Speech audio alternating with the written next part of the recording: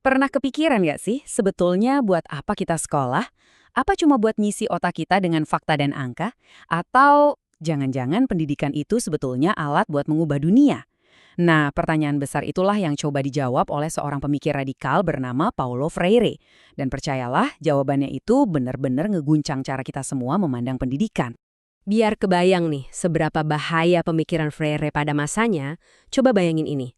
Di banyak negara, slogan-slogannya ditulis di tembok sebelahan sama slogan-slogannya Che Guevara. Ini jelas bukan cuma teori-teori akademis yang awang-awang di kampus ya.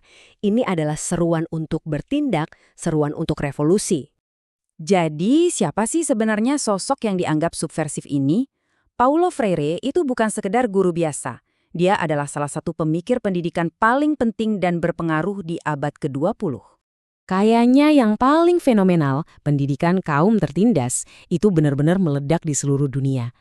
Buku ini bukan cuma dibaca sama para profesor, tapi jadi semacam buku panduan wajib buat para aktivis, guru-guru di lapangan, dan siapapun yang pengen ada perubahan sosial. Tapi ini nih yang paling gila. Ide-ide Freire tentang pendidikan yang membebaskan pikiran justru dianggap sangat berbahaya oleh pemerintah militer di Brazil. Saking berbahayanya, mereka sampai menjebloskan dia ke penjara. Ini kan jadi pertanyaan besar. Emang apa sih yang begitu mengancam dari seorang pendidik? Nah, untuk nemuin jawabannya, kita mesti mundur sedikit, kita lihat dari mana Freire berasal. Karena filosofinya itu nggak lahir dari ruang ber-AC, tapi ditempa langsung oleh kerasnya api kemiskinan. Kisahnya dimulai di Recife, salah satu daerah paling miskin di Brazil. Keluarganya yang tadinya kelas menengah, tiba-tiba jatuh miskin gara-gara krisis ekonomi global. Freire kecil pun merasakan langsung gimana rasanya kelaparan.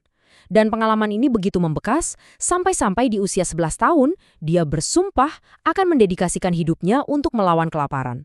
Nah, kutipan dari dia ini benar-benar menohok. Freire sadar betul dari pengalamannya sendiri, kalau belajar itu bukan cuma soal pintar atau enggak.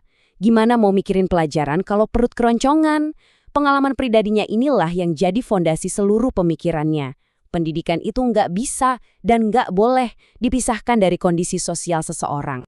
Dari pengalaman personalnya itu, Freire kemudian melihat sebuah masalah yang jauh lebih besar, yang mencengkram seluruh masyarakatnya. Sebuah masalah yang dia sebut sebagai budaya bisu. Coba bayangin sebuah masyarakat yang lahir dari sejarah penjajahan dan perbudakan, di mana kekuasaan cuma dipegang oleh segelintir orang kaya, sementara mayoritas rakyat nggak punya suara sama sekali, cuma bisa pasrah sama nasib. Nah, inilah yang disebut Freire sebagai budaya bisu. Sebuah kondisi di mana kaum tertindas itu bahkan gak punya kata-kata untuk menjelaskan penderitaan mereka, apalagi untuk mengubah nasib mereka. Dan yang lebih parah, menurut Freire, sekolah justru jadi salah satu alat utama untuk melestarikan budaya bisu ini. Dia kasih istilah yang keren, pendidikan gaya bank. Maksudnya, guru itu kayak teller bank. Tugasnya menyetor atau nabung informasi ke otak siswa yang dianggap kayak celengan kosong. Siswa ya tugasnya cuma nerima, hafal, terus ulang lagi. Kedengarannya familiar banget kan? Oke, kalau pendidikan gaya bank itu masalahnya, lalu apa solusinya? Nah, disinilah Freire datang dengan sebuah alternatif yang super radikal, pendidikan untuk pembebasan. Coba kita bandingin deh dua model ini. Di satu sisi ada pendidikan gaya bank, yang pasif, yang nerima keadaan begitu aja. Di sisi lain, Freire nawarin pendidikan hadap masalah. Di sini nggak ada lagi yang namanya guru serba tahu. Guru dan siswa itu belajar bareng lewat dialog. Siswa bukan lagi objek, tapi subjek yang aktif meneliti realitas mereka sendiri.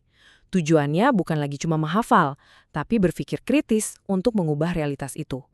Nah, tujuan akhir dari pendidikan model Freire ini ada di satu kata dari bahasa Portugis yang keren banget. Conscientizatio. Susah ya nyebutnya. Gampangnya ini artinya kesadaran kritis. Maksudnya gini, ini bukan sekedar sadar kalau kita ditindas, tapi kita juga paham kenapa kita ditindas, dan yang paling penting, kita tahu bagaimana cara mengubah situasi itu. Kesadaran kritis ini bisa dicapai lewat sesuatu yang disebut praksis. Kedengarannya emang filosofis banget, tapi intinya simpel kok. Praksis itu adalah siklus yang nggak berputus antara dua hal, refleksi dan aksi. Pertama, kita refleksi, kita analisis, kita baca dunia di sekitar kita.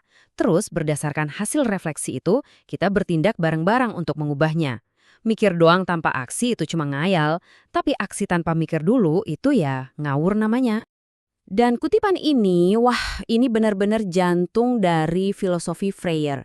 Dia percaya kalau penindasan atau dehumanisasi itu bukanlah takdir dari Tuhan. Itu adalah kondisi yang diciptakan oleh manusia, oleh sejarah, oleh sistem yang gak adil. Dan karena itu buatan manusia, artinya itu juga bisa diubah oleh manusia. Selalu ada harapan. Tentu aja ya, menyuarakan ide-ide radikal kayak gini pasti ada harganya.